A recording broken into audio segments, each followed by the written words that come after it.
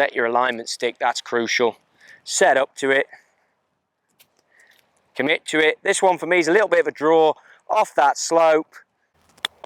That's nice there, runs through, good result. Hey guys, welcome to Tour Truck Tuesday, Carlsbad, California, at the Kingdom. My name's Chris Trott, I work out on the tour for TaylorMade.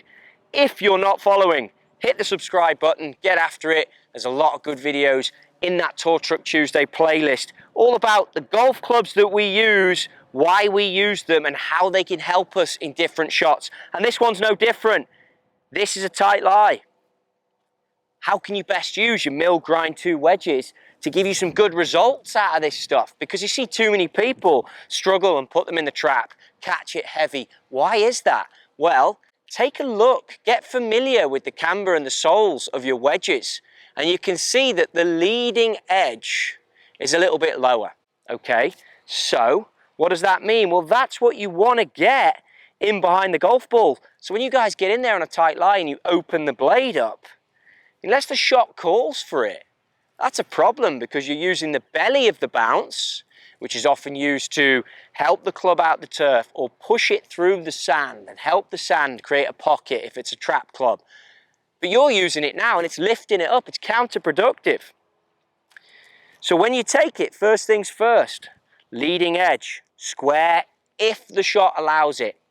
Hands and ball position, middle, because we've obviously got our narrow stance, hands slightly ahead, just ever so slightly. And look, don't take me for example on that. Look at this video here. This is Colin Morikawa at Shadow Creek. Hands perfectly in line, fractionally ahead.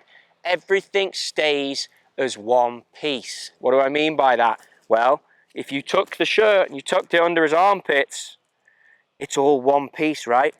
There's none of this sudden jink or jerk at the ball, none of this releasing the bounce like we would out the traps. It's one piece and he returns impact exactly where that low point was going to be. Now, the keen eye amongst you will see that he does have the blade slightly open.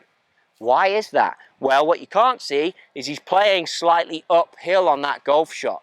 So because he's playing slightly uphill, by going a little bit open, yes, it's going to give him the height, won't get quite the pure contact, so the ball will run out a bit. Trust me, the end result was pretty nifty, all because he knew it was going to bounce a little bit off of that firm lie. He didn't change the low point, he just knew the way the wedge was going to react. He wasn't looking for tons of spin. Much like this shot here, and that's a lot of the lesson for you here.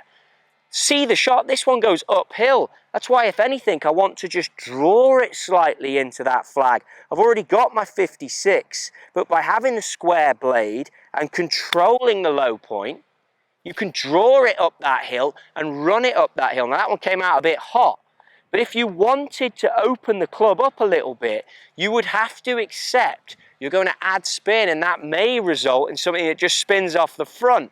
Obviously, the ideal next shot here, if you don't hole it, is putting slightly uphill. So I may choose to open the blade a bit on a 56, do as Colin did, take some of the spin off. Because it's a tight lie, it won't quite get right into the back of the golf ball, and it will release up that hill. So I'm then understanding the bounce of the club and using it to my advantage. And that's what I'd press for all you guys. Understand tight lies, they don't need to be something you're scared of. You just need to commit to the shot. You need to control the low point, not do anything funky. Keep the shirt underneath the armpits as a practice drill. Go to your one hand if you want to. Get the turn. If you're right side dominant, get the turn. And then commit to the shot. Now you can, as you get more confident, actually go onto the fringe of the green and work it out there. You can work it out on the green if they're firm.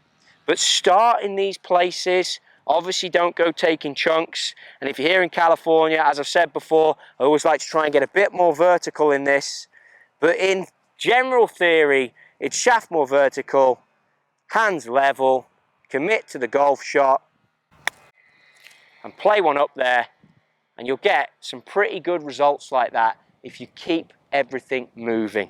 If you like what you're seeing, hit subscribe, hit like. There's plenty of videos in this channel to help you and help you understand your clubs that you're going out and purchasing and how you can leverage them to become a better player.